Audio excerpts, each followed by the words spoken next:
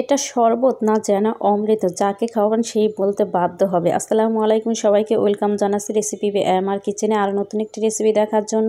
আজকে আপনাদের সাথে শেয়ার করব গরমের প্রশান্তি ঠান্ডা ঠান্ডা ম্যাঙ্গো সাবুদানা শরবত বা ডেজার্ট রেসিপি। এখন কিন্তু বাইরে প্রচুর পরিমাণে পাকা আম পাওয়া যাচ্ছে, যেহেতু এখন আমের সিজন আর সামনে ঈদও চলে আসছে, তাই ঈদের দিনেও কিন্তু এটা ডেজার্ট হিসেবে রাখতে পারে। আর গরমের মধ্যে এরকম এক গ্লাস ডেজার্ট বা শরবত হলে আর তো কোনো কথাই নেই, মন প্রাণ কলিজা এক নিমিষে ঠান্ডা হয়ে যাবে। তাই আশা করছি আজকের এই রেসিপিটা আপনাদের কাছে ভালো লাগবে। রেসিপি ভালো লেগে থাকলে অবশ্যই একটি লাইক দিয়ে দেবেন, আর যারা এখনও চ্যানেলটা সাবস্ক্রাইব করে না প্লিজ চ্যানেলটা সাবস্ক্রাইব করে রাখবেন।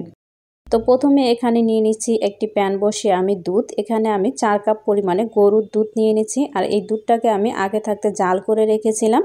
আপনারা চাইলে কিন্তু এখানে প্যাকেটের গুঁড়া দুধও ব্যবহার করতে পারেন। সেক্ষেত্রে 4 কাপ পানির সঙ্গে 1 কাপ গুঁড়া দুধ গুলে নিলেই হবে। এখন এখানে মিষ্টির জন্য দিয়ে দিলাম চিনি। আমি এখানে 1.5 কাপ পরিমাণে চিনি ব্যবহার করছি। দিয়ে দিচ্ছি কাস্টার্ড পাউডার, দুধটাকে ঘন এবং ক্রিমি করার জন্য। এখানে আমি 2 টেবিল চামচ কাস্টার্ড পাউডার ব্যবহার করছি। আপনাদের হাতের কাছে যদি কাস্টার্ড পাউডারটা না থাকে সেক্ষেত্রে আপনারা কিন্তু এখানে কর্নফ্লাওয়ারও ব্যবহার করতে পারবেন।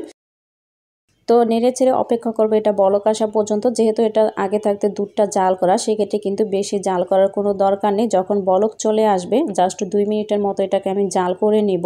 না হলে কিন্তু দেখা যাবে এই দুধটা বেশি ঘন এবং ক্রিমি হয়ে যাবে, তখন খেতে ভালো লাগবে না। তো আমার দুধটা কিন্তু জাল করা হয়ে গেছে। আমি 2 মিনিটের মতো এটাকে জাল করে নিয়েছি। এর চাইতে বেশি আর জাল করব না। আমি চুলাটা বন্ধ করে দিয়েছি। এখন এটাকে নেড়ে চেড়ে ঠান্ডা করে নিব, যাতে করে উপরে সর না জমে যায়। তো এটাকে আমি একটা সাইডে রেখে দিচ্ছি। এখন অন্য একটি পাত্র বসে আমি পানি ফুটিয়ে নিয়েছি। পানিটা যখন বলক চলে আসবে তখন এর মধ্যে দিয়ে দিচ্ছি আমি 1/2 কাপ পরিমাণে সাবুদানা। এখানে আমি ছোট দানার সাবুটা ব্যবহার করছি। এখন নেড়ে চেড়ে অপেক্ষা করব এটা বলক আসা পর্যন্ত। বলক আসার পরে এটাকে আমি 8 থেকে 10 মিনিটের জন্য রান্না করে নিব। যখন সাবুদানাটা একদম সচ্ছলে আসবে তখন এটাকে আমি নামিয়ে নিচ্ছি। সাবুদানাটা নামিয়ে সরাসরি একটা ছাঁকনির উপরে ঢেলে নিচ্ছে আমি।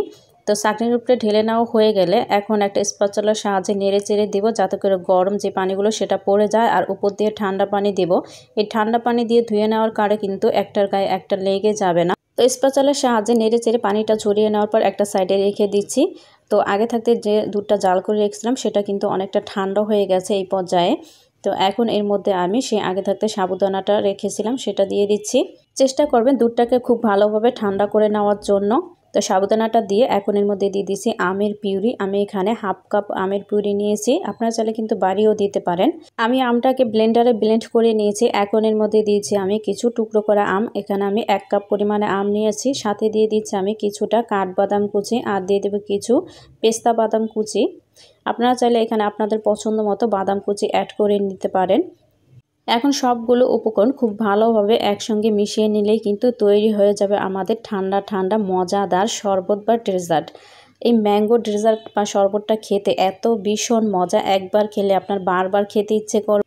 আর আপনি যাকে খাওয়াবেন সে তো বলতে বাধ্য হবে যে এটা শরবত না যেন অমৃত। তাই এই আমের সিজনে একবার হলো বাসায় ট্রাই করবেন এই ডেজার্টটি।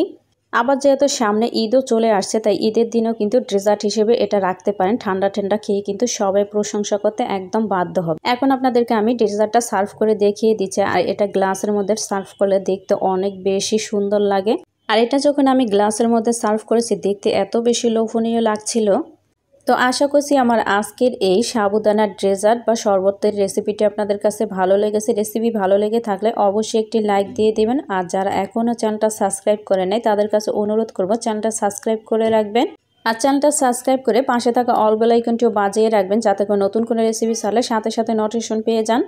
এটাকে দেখতে আরও বেশি আকর্ষণীয় করার জন্য উপর দিয়ে দিলাম কয়েক টুকরো আম, আর সাথে দিয়ে দিচ্ছি কিছু কাঠবাদাম আর পেস্তা বাদাম কুচি। আপনারা কিন্তু আপনাদের পছন্দ মতো গ্লাসটাকে সাজিয়ে নিতে পারেন বা বাটির মধ্যেও কিন্তু সার্ভ করতে পারেন। আপনাদেরকে আমি একটু কাছ থেকে দেখিয়ে দিচ্ছি, দেখেন কতটা লোভনীয় লাগছে, তাই না? তবে খেতে কিন্তু তার থেকেও বেশি মজা ছিল। তো আজকের ভিডিওটি এই পর্যন্ত। সবাই অনেক বেশি ভালো থাকবেন, সুস্থ থাকবেন। আল্লাহ হাফেজ।